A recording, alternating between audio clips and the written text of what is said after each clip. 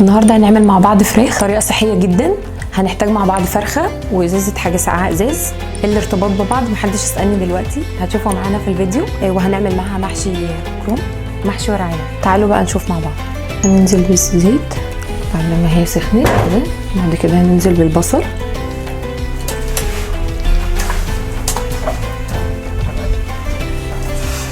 نشوحها شويه. وبعد كده هننزل بالخضره. طبعا الطبيعي ان احنا بنحط الصلصه الاول والخضره بنحطها في الاخر، بس انا بحب وانا بشوح البصلايه بحب احط حبه خضره صغننه كده. جربوها هتفرق جدا في المحشي. هننزل بالطماطم كده،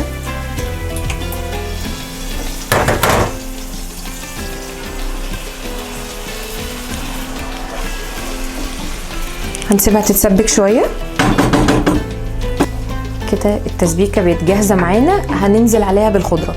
ليه بقى ما حطيناش الخضره من الاول؟ عشان ما تتبلش، عشان تبقى موجوده في المحشي كده ومديه طعم وريحه جميله جدا.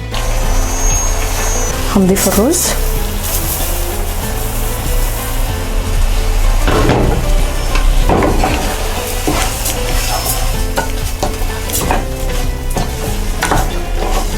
طبعا لو ما لقيناش الطماطم مديانا اللون اللي مريحنا نفسيا اللي هي طماطم حمرا كده، هنحط معلقه صلصه. بس انا برشح حاجه احلى من الصلصه، بضيف معلقه بنجر. طبعا مفيده جدا صحيه، تشيل انيميا، حلوه جدا.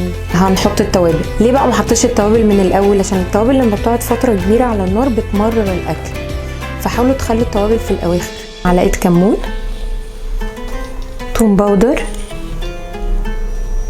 الملح، ماجي باودر. يلا بقى نحشي مع بعض. طبعا انا مش عارفه اقول لكم انا بعشق الورق عنب ازاي.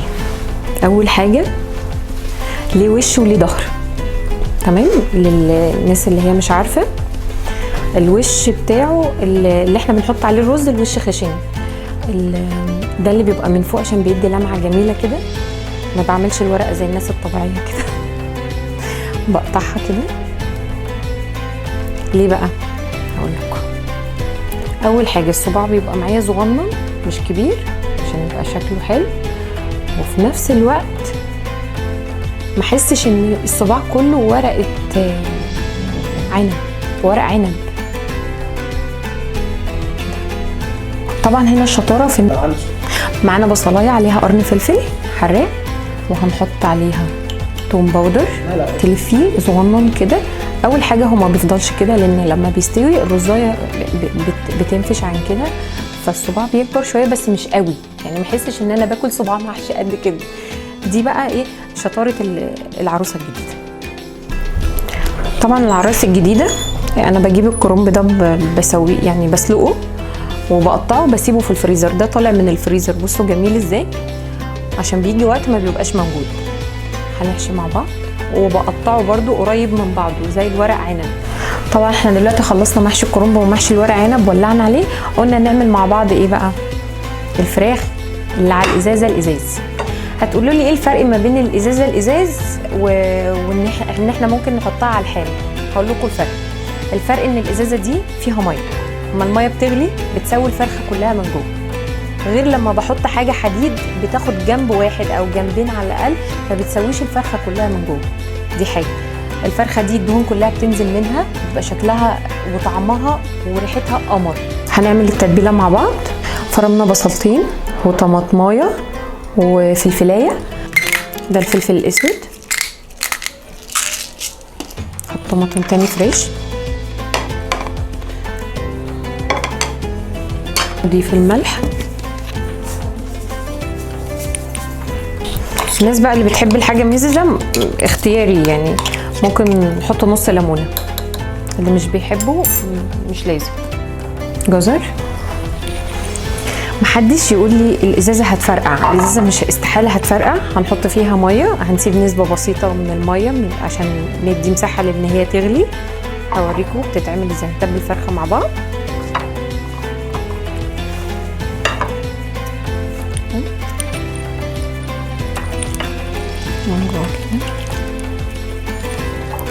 هنشيل دي اهم حاجه، يعني نحط التتبيله من تحت. الفرخه ما تزيدش عن كيلو ونص، يعني ما تزيدش عن كده، تبقى مستويه وتبقى كويسه جدا. احنا تبلنا الفراخ مع بعض. احنا قلنا اللي بيحب يحط نص ليمونه، بيحب الحاجه مززه اوكي، مش ما بيحبش خلاص. احنا طبعا الاختراع ده بتاع شيري وبس. هقول لكم بيتعمل ازاي طبعا مره، هنزل لكم فيديو بيتكلم عنه، حاجه تحفه.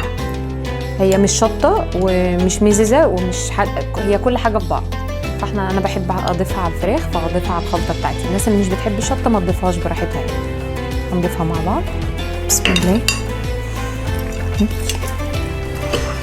طبعا دي حاجه مهمه جدا عشان الازازه ما يحصلهاش حاجه، مش عايزين نكتم البخار، هتبقى رقبه الازازه عند رقبه الفرخ عشان يبقى فيه تهويه، عشان الميه لما تغلي ما تبقاش مكتوم. تمام، ما تخافوش، مش بتعمل حاجه وهتبقى جميله جدا، وهوريها لكم استوت ازاي. خليكم معايا. عايزه اقول لكم بصوا عامله ازاي، دايبه جدا. ده المحشي بعد ما استوى.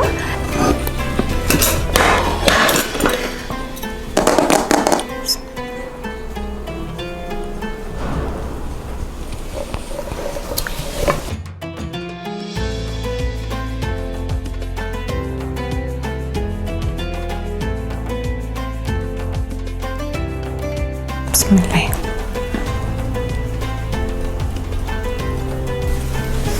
دي الفراخ اللي انا قلت لكم عليها بالازازه، جربوها تعجبكم جدا وسهله، شكلها حلو لو في عزايم في كده، بتستوي بطريقه سهله، صحيه جدا جدا جدا للناس اللي عامله دايت.